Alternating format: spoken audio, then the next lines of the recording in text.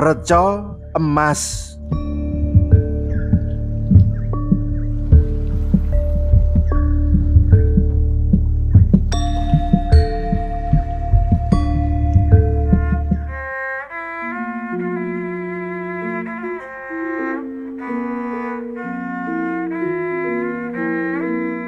Lintange wis katon siji loro. Senajan langit isih kulon, isih ana sak poncot mega abang. Turahan cahya srengenge sing wiwit mingslep. Ing pinggir Kali Leksa keprungu swara mobil gereng. Sing murup mung lampu kota. Mobil kuwi tumuju pinggir kali. Mobil sing nyolowadi. Kali Leksa ing mangsa ketiga. Banyune katon anggok. Mulane mobil sing liwat dalan tilas truk ngusung watu. Sajak ora ngalami kangelan. Bareng mobil mandek, lawang mengo. Wong tua kuru metu.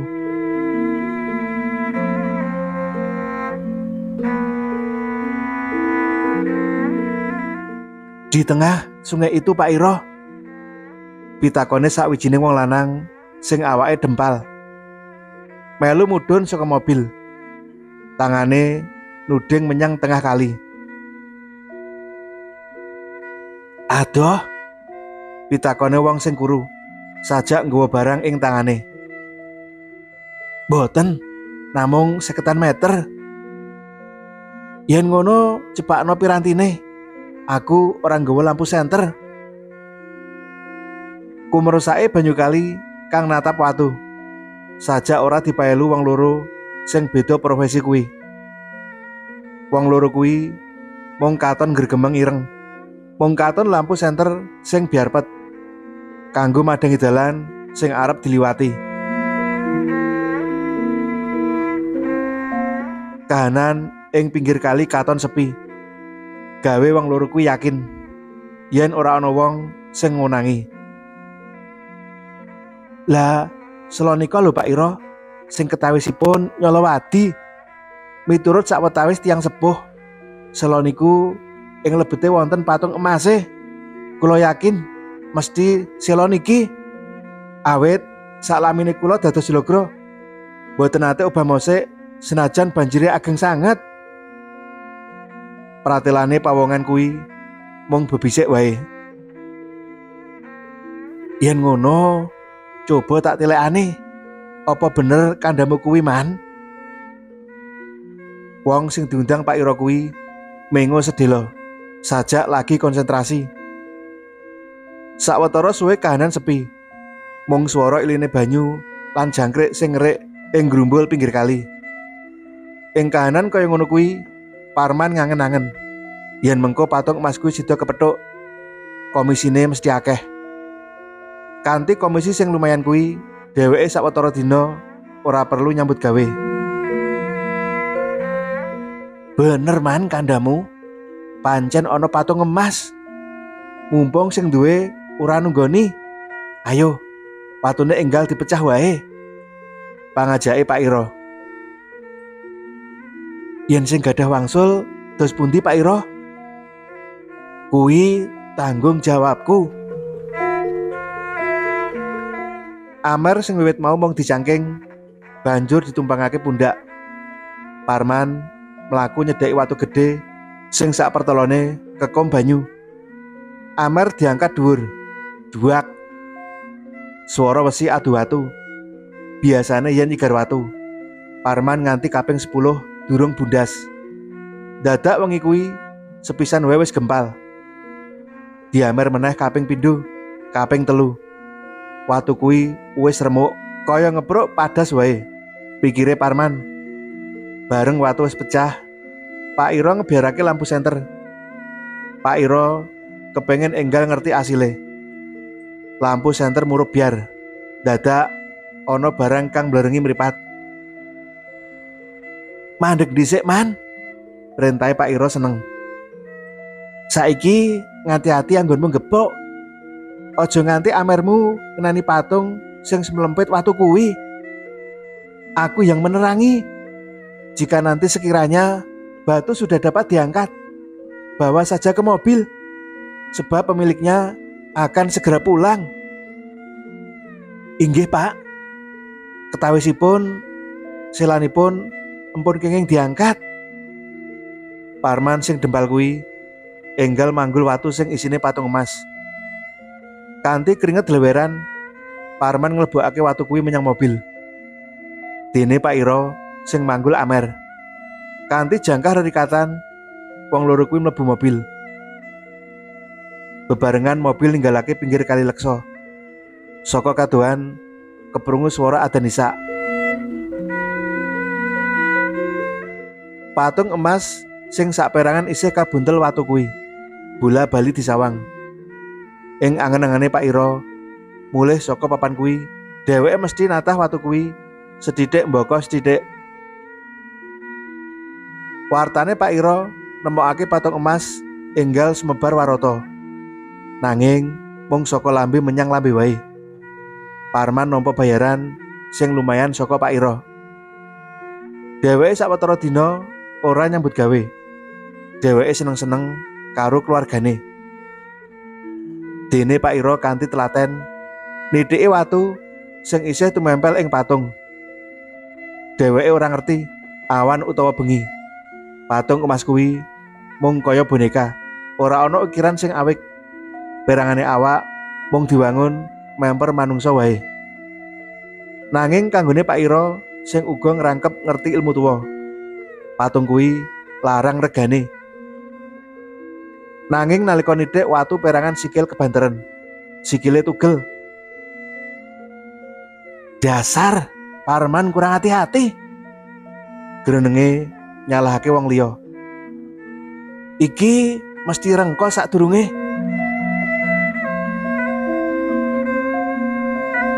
Kula nuwun. Pak Iro kaget. Patung emas sing sikile nyoba digathukake enggal dilebokake lemari. Dheweke age-age mlaku tumuju omah ngarep. Pak Iro rada ngragap nalika tamune wong lanang sing durung ditepungi. Monggo pinarak. Wong lanang sing wis umur kuwi nganggo klambi batik katon bergas. Dipun tepangaken nami kula Leksa, Pak. Pambukane wong lanang kuwi.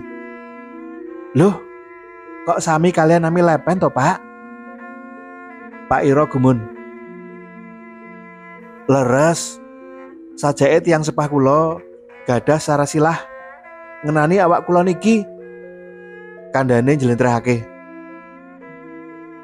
Lah dugi kula mriki niki sengaja madosi yoga kula ingkang ical. Kabaripun dipun temu Pak Iro.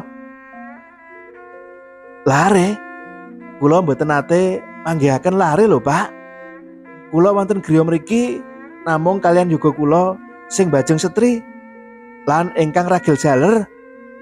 Lintune niku mboten enten. Pak Iro katon yen lagi bingung. Bilih mboten manggihake, kinten-kinten sampeyan sengaja mendhet yoga kula ngeten napa dos pundi? Pak Leksa nuding Pak Iro. Loh, sampeyan empun ngarani kula? Gedake Pak Iro nesu. Neng omahku kene iki mung ana anakku loro, liyane ora ana. Yen ana mesti tak wenehne. Ya wis, yen pancen Pak Iro ora tanggap lan ora gelem ngakoni. Ning titenono, yen sakjroning 2 dina anakku ora bali, aku bakal njaluk ganti anakmu loro.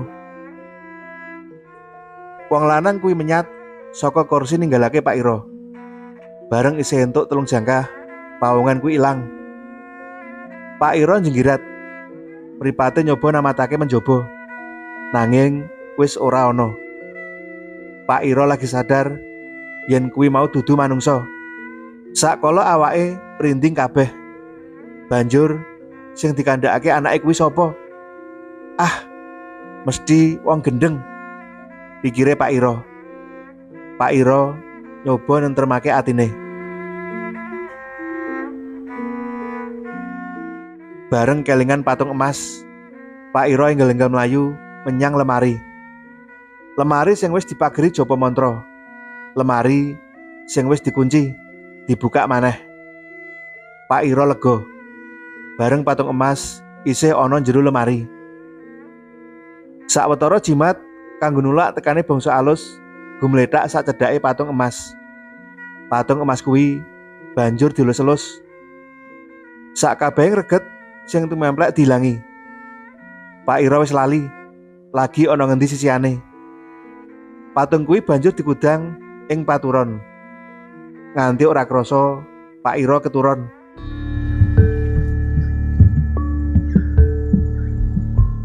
Sakala Pak Iro ngimpi lagi nggendong bocah cilik. Nanging bocah cilik tansah nangis merga sikile putung. "Kuwi anakku, Iro," swara serak gawe geter atine Pak Iro. Pak Iro tumuleh. Praupane wong kuwi cetha kaya dayohe sing mentas teka dek mau. Nanging alon-alon praupane wong kuwi owah dadi biru tuwa. Matane sing abang merngangah sangsaya amba. Rerupan kuwi banjur ngagar siunge. Rambute sing dawa mawut-mawut ora tumata. Sandangane sing sarwa ireng wis rowak-rowek. Bocah ing gendongane Pak Iro sansaya tangis kejet weruh pawongan kuwi. "Balekno marang aku, Iro." Dheweke nangis kelaran. "Delengen, sikile tugel merga kowe. Iro, balekno marang aku." "Ora bisa." Pak Iro gumregah tangi. Pikirane sangsaya ruwet. Sing jaga watu kae jelas goleki patung emas sing dijupuk. Pikire Pak Iro. Kelingan impene sing medeni kuwi, Pak Iro ora kepengin turu meneh. Esuk kuwi srengenge isih mentas wae nyunarake cahyane. Pak Iro sing gumregah katon loyo. Saiki atine wiwit goreh. Merga patunge emas dijaluk sing duwe. "Pak, Irwan anakmu ragil sewengi ora mulih. Saiki kudune wis mulih, gek budal sekolah." Laporane sisihane Pak Iro sing aran Lastri. Nalika Pak Iro lagi sarapan. "Pancene bocah lanang, paling bangkong ana omahe kancane. Merga wengine nyuluh jangkrik." Kandhane Pak Iro ayem wae. Senajan atine gurih. Keprungu wangsulan sing kaya ngono mau. Lastri ora sabar. Dheweke semparet metu saka omah. Sejene goleki anake ing omahe Brodin, kanca sekolahe. Bareng tekan omahe Brodin, jebul Brodin wis budal sekolah. Nalika ditakokake wong tuane, apa Irwan turu ing papan kono, wangsulane Irwan ora dolan merono. Wong wadon kuwi sansaya bingung. Sawetara kuwi tamune Pak Iro banyu mili. Ana sing kepengin tuku patung emas kanthi iming-iming duit akeh. Nanging Pak Iro ora miyur. Tamu sing tansah mbujung patung emase Pak Iro padha mulih nglenthung. Pak Iro sangsaya mongkok ditekani wong-wong sugih saka njaban daerah. Senajan Pak Iro dikandhani yen anake ora bali, wis ora peduli meneh. Sing penting patung emas, patung sing akeh dimiliki wong liya. Bocah lanang mengko rak mulih dhewe, pikire Pak Iro. Wangsulane Pak Iro gawe Lastri mangkel. Bocah lanang sing wis SMP kuwi ora biasane mulih telat. Biasane tansah mlebu sekolah, ora tau bolos. Gek wiwit wingi kok durung mulih. Pikirane wong wadon kuwi sansaya judeg. Nganti sore meneh Irwan meksa durung mulih. Mulane Lastri banjur budal menyang omahe Kaji Maksum. "Napa wonten sesambetanipun icale anak kula kalian patung emas Pak Kaji?" pitakone Lastri. "Ana, Nduk. Sajake anakmu sengaja dicolong kanggo ijole patung emas sing dicolong Iro." pratelane Kaji Maksum. Lajeng kados pundi supados yoga kula saged wangsul Pak Kiai? Tembunge nangis sesenggurukan. Ya patung kuwi kudu dibalekake marang sing duwe. Yen makaten kula kedah njarwani semah kula supados mangsulaken patung nika, kandhane Lastri. Menawi mboten angsal badhe kula colong, mangke bilih mangsulaken nyuwun tulung Pak Kaji nggih. Insyaallah. Mulye Lastri nyoba njarwani sisihane yen anake kanggo ijol patung. Wis to, percaya aku. Irwan isih ana omahe kancane. Sesuk mesti mulih. Aja percaya karo wong liya. Kandhane Pak Ira beguguk ngutha waton. Nanti dina candhake Irwan meksa durung mulih. Sawetara kuwi Pak Ira wis kebacut gandrung karo patung emas. Bareng nganti surup anake durung mulih. Sisihane Pak Ira dedemitan golek lena arep nyolong patung emas. Bareng wetenge luwe, Pak Ira mangan ana pawon. Nalika kuwi sisihane tansah nggatekake ana papan endi kunci lemari diseleh. Bareng Pak Ira mangan, sisihane njupuk kunci kuwi. Lemari papan nyimpen patung banjur dibuka alon-alon. Patung emas sing dibungkus kain putih lan lenga wangi kuwi dijupuk. Patung dilebokake njero klambi. Kanthi dedemitan wong wadon kuwi metu saka omah. Kanthi setengah mlayu, wong wadon kuwi tumuju omahe Kaji Maksum sing duwe 500-an meter. Kaji Maksum isih salat jamaah ing langgar. Lastri ngenteni. Papane rada adoh lho, Nduk. Ana kali leksa. Kandhane Kaji Maksum bareng wis mudhun. Sakrene iki tetulung, yo tak ngejak sopir tumuju kali leksa. Kaji Maksum banjur perintah sopir supaya ngetokake mobile. Ora gandalan suwe, mobil wis mlesat ing dalan aspalan. Sadurunge wektu isak, mobil wis tekan dalan cedhak kali leksa. Kaji Maksum lan Lastri melu mudhun menyang pinggir kali. Dalan sak pecak sing diliwati gawe wong wadon kuwi merinding sak kujur awake. Nanging merga iku srana kanggo goleki anake, dheweke tetep nekat. Iki ora tak balekake menyang asale. Yen patung emas tak buka saka kurungane, sing duwe bakal teko dhewe. Kandhane Kaji Maksum ndelehake patung ing sakwijining watu. Kaji Maksum banjur meneng sinambi ngrapal donga. Dheweke meneng nganti sawetara wektu. Kaji Maksum dumadakan kaget. Gawe sisihane Pak Ira melu jenggirat. Emane Pak Ira wis nugelake sikile. Bebarengan karo tembung kuwi, wong wadon kuwi awake krasa kademen. Dadakan mripate nyawang wewayangan ireng sing gawe sak kujur awake anyep njejeb. Bubar kuwi patung emas ilang, gawe kuwatir atine Lastri. Nanging Kaji Maksum kok malah ngajak Lastri bali menyang mobil. Nak Lastri, yen ana musibah sampeyan kudu sabar lan tabah. Awit sing duwe patung emas kae ora trima yen dibalekake sikile tugel. Aku ora bisa nyambung, pituture Kaji Maksum. Kula mboten ngertos maksud jenengan Pak Kaji. Lastri bingung. Ya mengko dinteni wae, ana kabar apa? Kaji Maksum ora gelem medharake bloko suta. Nalika Kaji Maksum lan Lastri mudhun saka mobil, wis dinteni sawetara pawongan ing omahe. Irwan kecelakaan, sukunipun tugel, lapure sakwenehe warga. Saknalika Lastri semaput,